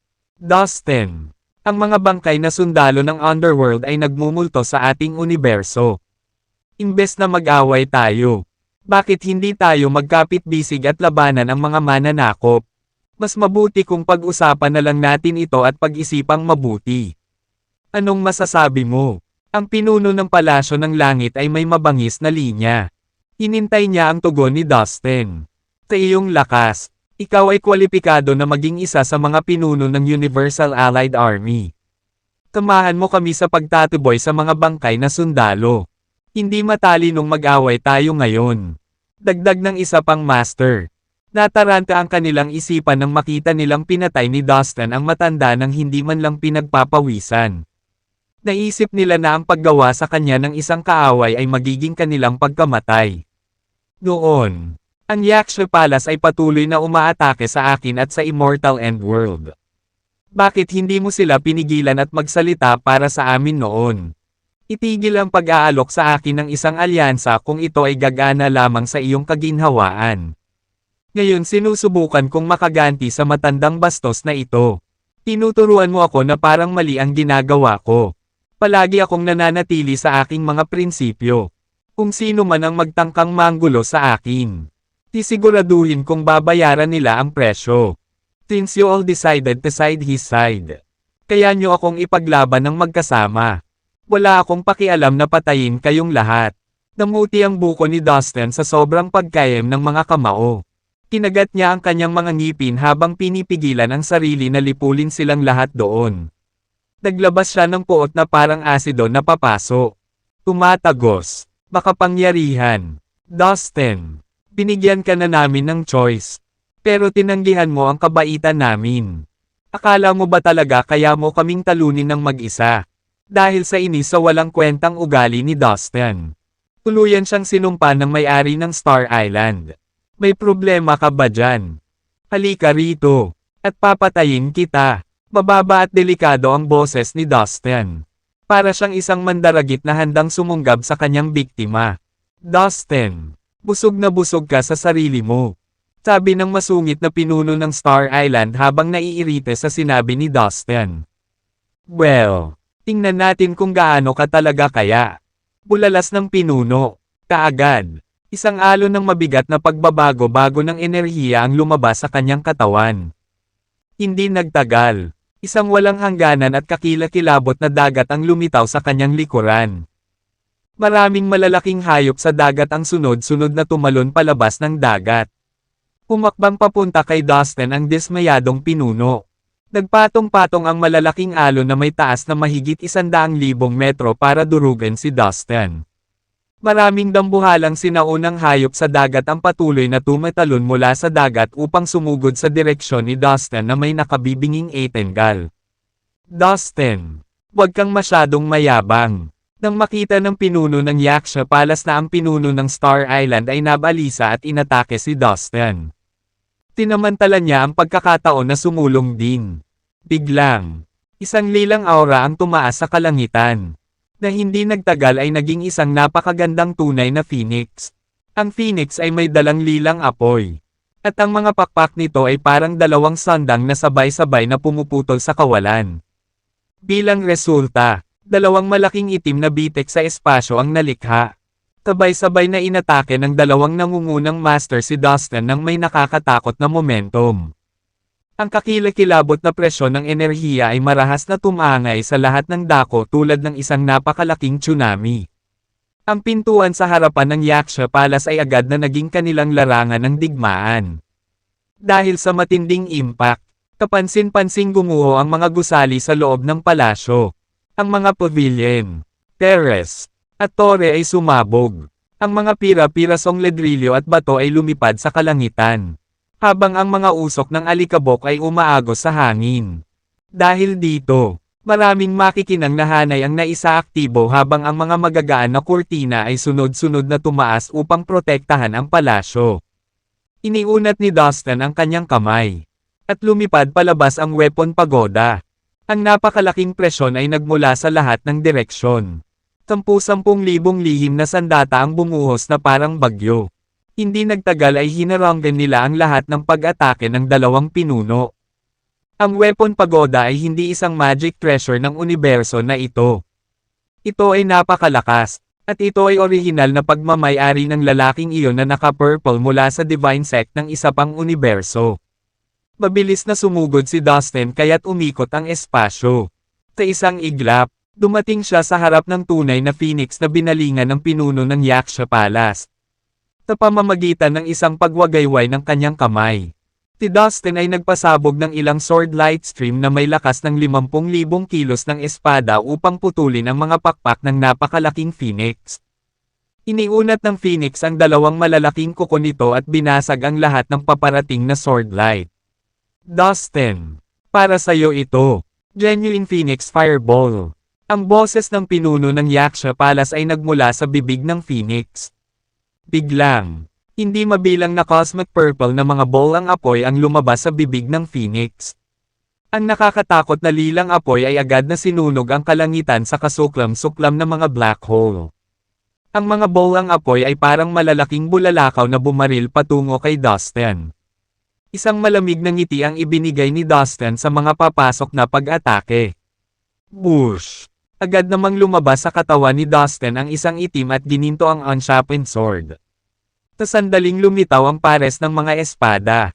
Ang kalahati ng langit ay biglang naging itim habang ang isa pang kalahati ay naging puti.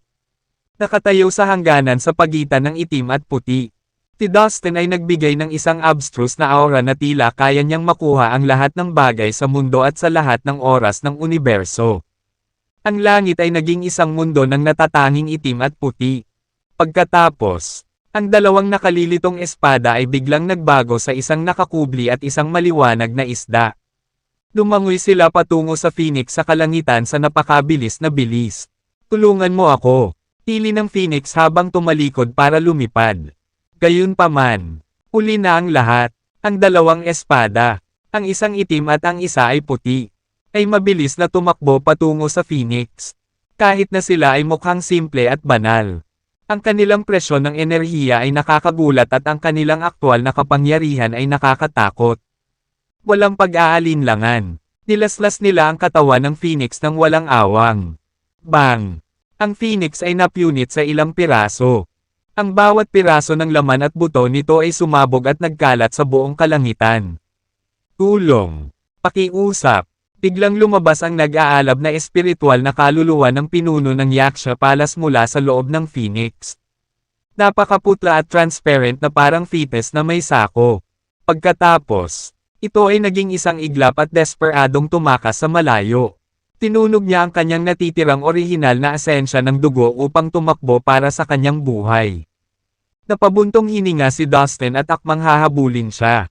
Brat, huwag kang masyadong masungit. Hindi pa ako tapos sayo. Ang pinuno ng Star Island ay kumilos na at sumugod kay Dustin. Patawagin ang mga sinaunang hayop. Tigaw ng pinuno ng Star Island. Tumalawak na asul na dagat sa likod niya. Ang malalaking alon ay lumundag at daan-daang libong mga sinaunang hayop sa dagat na naglalabas ng ligaw na sinaunang aura. Pumalun silang lahat sa ere para patayin si Dustin. Daan-daang libo ng mga hayop ang tumakbo patungo kay Dustin tulad ng isang pulutong ng mga balang. Itinuro ni Dustin ang mga espada na parang pinapatawag niya ito pabalik. Ang mga itim at gintong espada ay napaatras at nagsimulang lumaki. Sa isang iglap, naging dalawang malalaking espada na magkaibang kulay sa gitna ng kalangitan. Boom! Nayanig ang buong kalangitan. Daan-daang milyong black and white sword aura ang patuloy na binaril mula sa katawan ng dalawang higanteng espada. Ang lahat ng mga hayop sa dagat ay nagkawatak-watik nang magkasalubong sila ng dalawang kamangha-manghang espada. Dustin, damn you! Papatayin kita! Angal ng pinuno ng Star Island. Nabalisa siya nang sirain ni Dustin ang lihim niyang kakayahan. Si God Strike. Iniunat ng pinuno ang kanyang kamay at tinapik ang tuktok ng kanyang ulo. Dahil dito, ang kanyang orihinal na kakanyahan ng dugo ay nagmula sa kanyang katawan at napunta sa walang hangganang dagat sa kanyang likuran. Pagkatapos ay inabot niya muli ang kanyang kamay sa dagat at nag-aalalang naghanap ng kung ano. Rumaragas ang alon. Bigla siyang naglabas ng isang malaking asul na saber. Ang sable ay natatakpan ng nakakasilaw na asul na liwanag.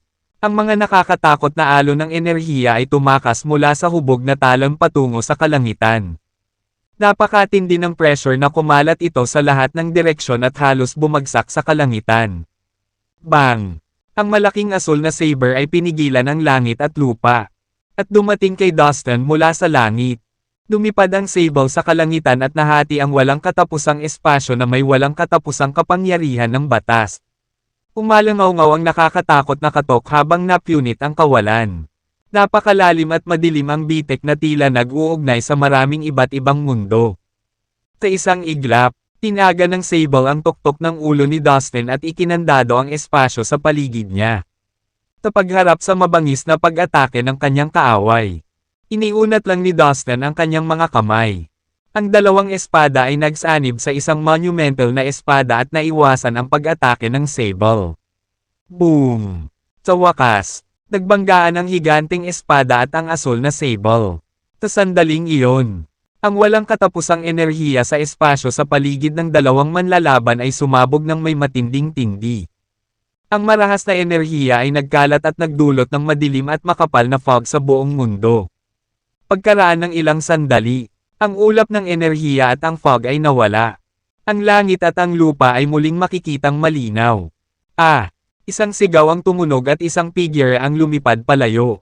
Ito ang pinuno ng Star Island. Ang kanyang buong katawan sa ibaba ng dibdib ay ganap na nawala ngayon. Naiwan lamang ang kanyang mga balikat at ulo. Sa ibaba nito, walang iba kundi sunog na abo. Sa sandaling iyon, isang patay na katahimikan ang bumalot sa buong eksena. Lahat ng mata ay nakatutok kay Dustin. Tinalo ng lalaki ang dalawa sa pinakamakapangyarihang martial artist sa ilang galaw lamang. At ang mas delikado ay tila siya ay ganap na kalmado. Sa katunayan, ang kanyang mga galaw ay tila ginawa sa paglilibang.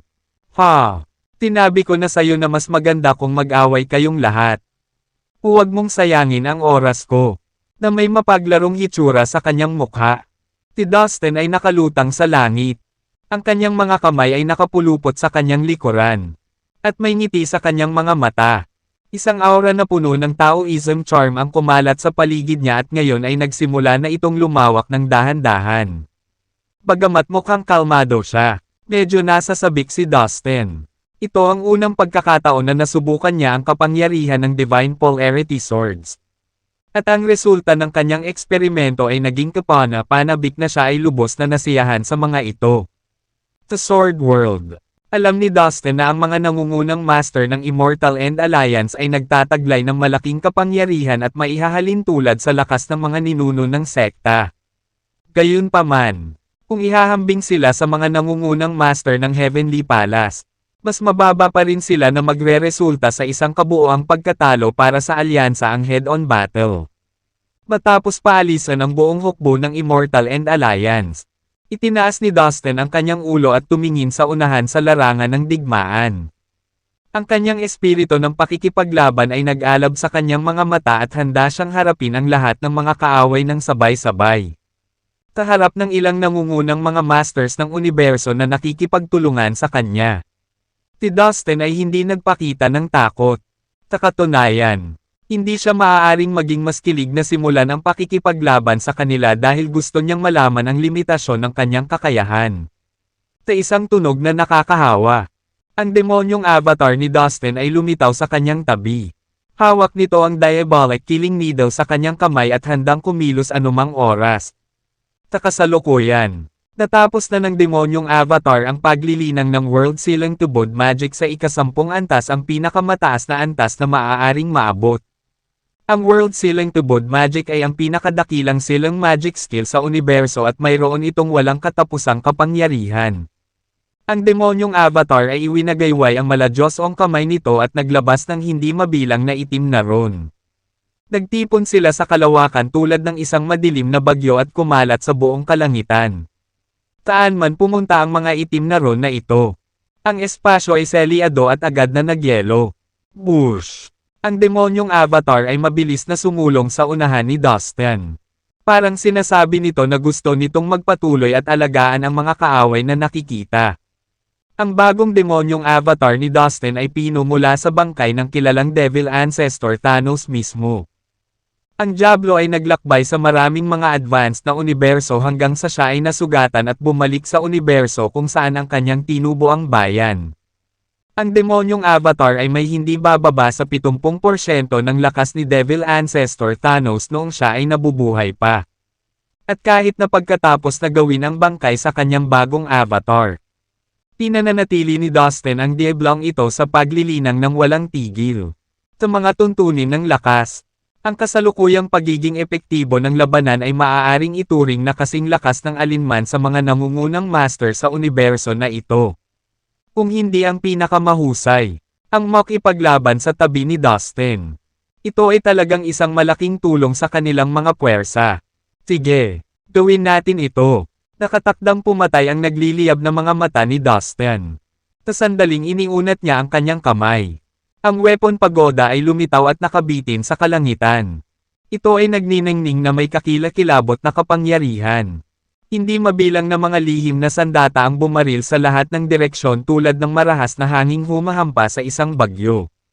Nakakuha si Dustin ng wisp mula sa kanyang espiritual na avatar upang kontrolin ang pagoda. Pagkatapos noon, pinakawalan niya ito at iniutos na labanan ang mga kaaway ng buong lakas. Sa ilalim ng pagoda sa ilalim ng kontrol ng wisp, nakapag-focus si Dustin sa pakikipaglaban sa iba pang mga kaaway na naghihintay sa kanya.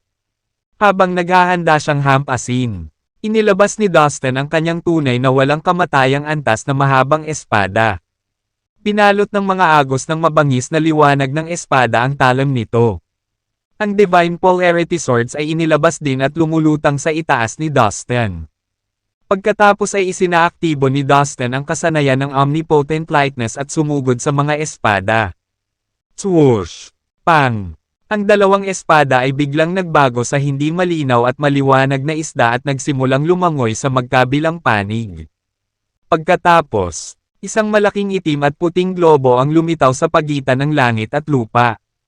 Ang globo, na kalahating itim at kalahating puti, ay bumalot sa kalangitan na sumasaklaw sa halos 100,000 milya sa paligid ng larangan ng digmaan. Sa loob ng napakalaking globo, ang dalawang isda ay nagpatuloy sa paglangoy sa isang curved track. Hawak ni Dustin ang tunay na walang kamatayang antas na mahabang espada sa kanyang kamay at lumipat sa gitna ng globo. Ang kanyang mga mata ay kumikinang sa itim at maliwanag na mga ilaw at ang kanyang maitim na buhok ay sumasayaw sa hangin. Nagbigay siya ng misteryoso at nakakatakot na aura. Ang Polarity Law, sa madaling salita, ay isa ring uri ng kapangyarihan ng batas sa mundo. Si Dustin ay nagkaroon ng mga kahanga-hangang tagumpay sa kapangyarihan ng batas dahil naranasan na niyang gumawa at sumailalim sa proseso ng kakunang sa loob ng 6 na beses. Bilang kapalit, ang paglilinang ng Polarity Law ay naging napakadali para kay Dustin. Hindi nagtagal bago niya lubos na naunawaan ang batas na ito. Sa mismong sandaling iyon, ang buong kalangitan ay nilamon ng Polarity Law. At si Dustin ang nakatayo sa gitna nito. What the? Anong klaseng lihim na kasanayan iyon? Hindi ko pa nakita iyon dati. Mukhang ito ay isang uri ng napakalakas na kapangyarihan ng batas. Milyon-milyong nilalang ang nakatitig sa malaking itim at puting globo sa harapan nila ng may pagtataka. Ang buong globo ay sumasakop sa daan-daang libong milya ng kalangitan. Mukhang hindi ito naglalabas ng napakalakas na pagbabago-bago ng enerhiya. Ngunit kapag tiningnan mo ang napakalaking bagay na ito, tila nagtatago ito ng malaking takot. Ang ilang mga nilalang ay nakaramdam ng lamig sa kanilang buong katawan sa sandaling sinubukan nilang suriin ang globo gamit ang kanilang espiritual na kahulugan. Kasabay nito, ang mga pinuno ng Heavenly Palace at ang iba pang nangungunang mga master ay nagpakawala na ng kanilang pinakamalakas na pag-atake. Ang mga daloy ng mahahalagang enerhiya ay bumagsak sa langit at lupa. Na sinisira ang ilang bituin sa proseso.